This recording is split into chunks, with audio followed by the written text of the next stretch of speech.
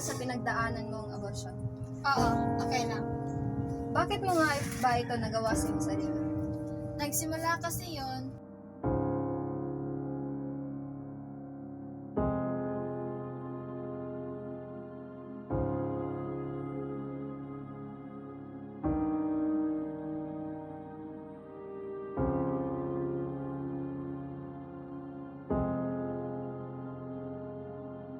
Ilang buwan ay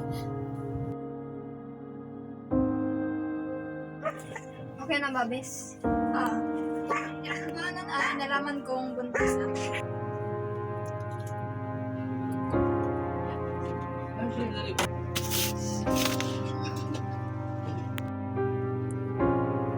Alam ko ang aking ginawa, ngunit hindi ko kaya mabuntis ng isang lalaki na hindi ko kilala. Bakit mo nga ba ito nagawa, sir? Nagsimula kasi yon sa aking mga kaibigan.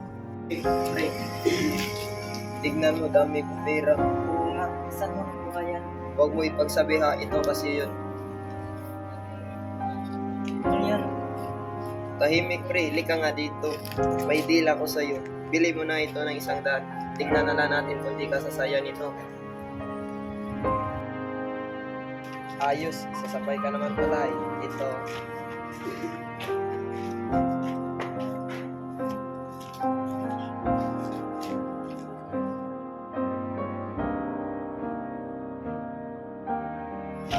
Teka.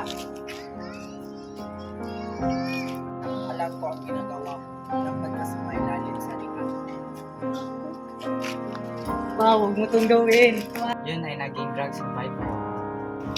Pa, salamat sa ginawa mo nung pinarehab mo ako. Kailangan mo i-rehab. Bakit ka nga ba naging alcoholic? Nung mga araw na yun, palagi kami nag-aaway sa aking asawa.